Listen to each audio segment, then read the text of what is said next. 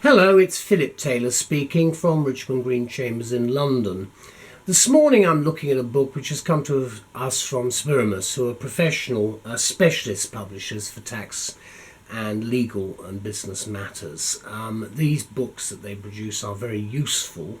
They have a particular house style, but they are normally extremely informative and absolutely spot on for the sort of work that you might be doing. And the book I'm looking at this morning is called VAT and the NHS. That's Value Added Tax and the National Health Service. It's a technical guide. It's now in a second edition and it's been written by Martin Kaney. Elizabeth and I talked about this book, and for our book review, the title we've given it for the journals and the web is this: a superb, short and comprehensive technical overview of value-added tax and our health service, which is what you're getting. Let's have a look at the book first of all. Remember, the National Health Service, of course, is public. There's the book, green cover, there's the spine, and then there's some content on the back, which I shall refer to in the review. The book itself has a little bit of ads about Spiramus at the back. There's a very short index. They never go big on indexes at Spiramus, and quite rightly too, because actually what you're looking for you should find. Then there's a glossary of terms right at the back, very helpful in this area, because anybody involved with this sort of thing will know the huge problems. This is part of the appendices at the back. Let's go to the front. There's the first page there, and after that you've got the basic information about the book, and then the details about the author Martin, and some acknowledgements, and then some tables of cases, very few, and statutes, which you can see they're listed in a slightly different way from normal. There are not that many other regulations and authorities listed there as well. Then you get the contents section as a whole, which is quite detailed, and that should be able to assist you in finding what you need quite quickly. You can see how detailed it is by running through it. That goes through to the end. 12 chapters, the last one a miscellaneous chapter, and then a conclusion. Then you've got a list of 12 appendices which are there, which set out various sections of various acts and a whole range of documents. Then it starts off with a statement about what VAT is. VAT is a transaction tax on the supply of goods or services for the purpose of businesses, charged by businesses to consumers as part of sales income. And then it goes on and explains right at the beginning what a VAT is. Then it starts looking at accounting for VAT. This is important for anybody who has to do it. I'm not registered anymore, fortunately for VAT, because I don't earn enough. And I deliberately have made sure that I don't get up to the threshold, because it's such a lot of additional work. Then you've got all the various services that you've got here, contracted out services and so forth. Then you've got business activities, and the NHS framework is covered in some detail.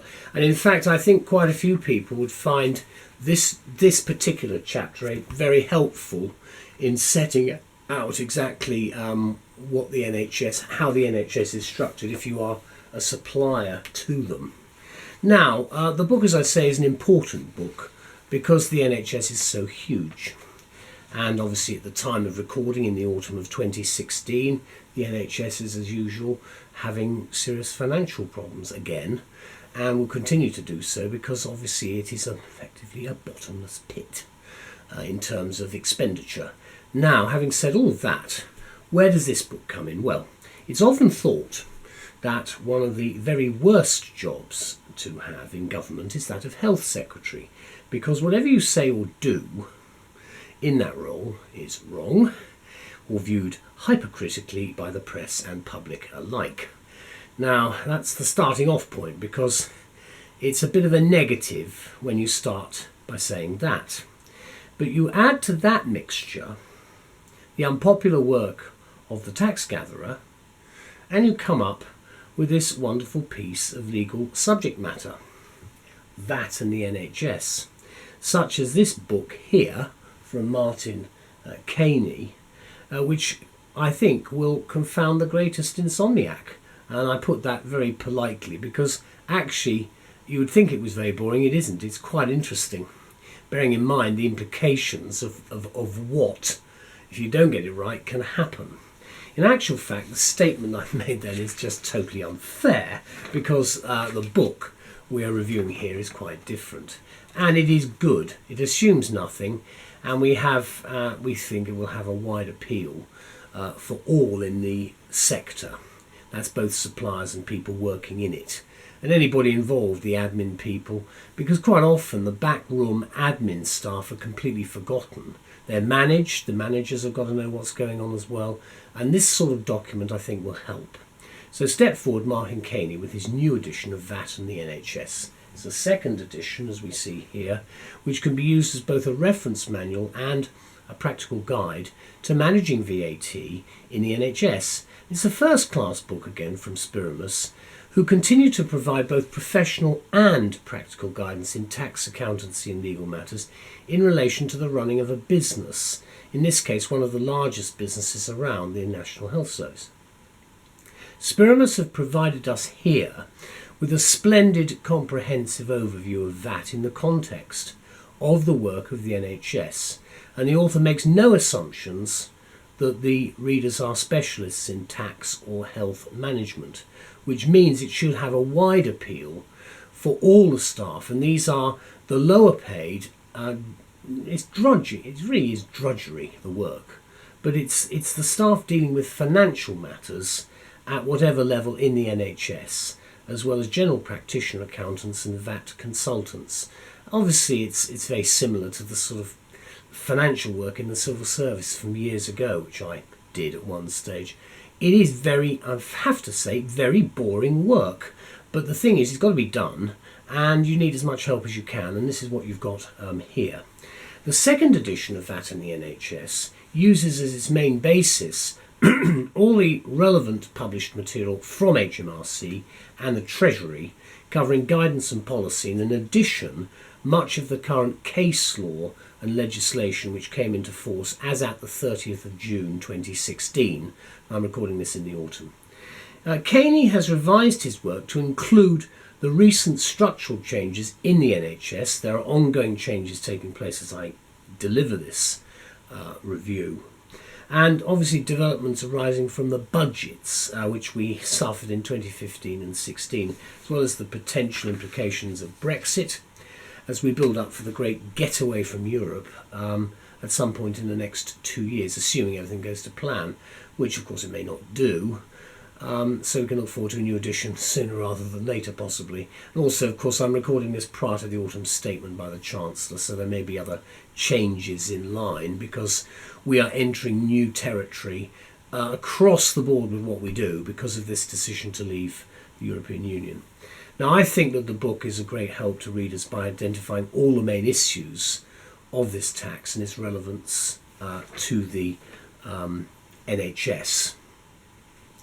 The author sets out his stall with a logical analysis throughout, explaining these matters from an NHS compliance perspective and in relation to the organisational activities of the NHS, and he provides further references where appropriate if the reader needs more detailed information, although the main contextual issues are very well covered, and of course the appendices will give you a lot of the workhorse information, if I can put it that way, to go with the basic statements. Finally, let me just say it's a great assistance for reference purposes to have a glossary of terms at the back, plus the list of definitions and references. Very great help, because I, like everybody else, I get very confused with some of the words and terms used, and we found the general layout and the use of subheading very helpful and informative throughout. And the publication date is based upon the law as it was at the 30th of June 2016. Now this is the book again, green cover there, and there's the actual spine. Then you've got the back. I've taken a bit of what's on the back for the review, just opening it in the middle, contracted out so as business activities. Any income transaction activity which falls within the scope of the VAT Act is business. There we go, start off with that. So you need to get you need to know exactly where you stand with what a business actually is. And as I say, you have quite an important, you've got the NHS framework chapter. You've also got capital expenditure, which is very important, a lot of money involved in that. Land and property, of course, as well. And then right at the end, you've got these appendices. There's international VAT, of course, which you have to talk about.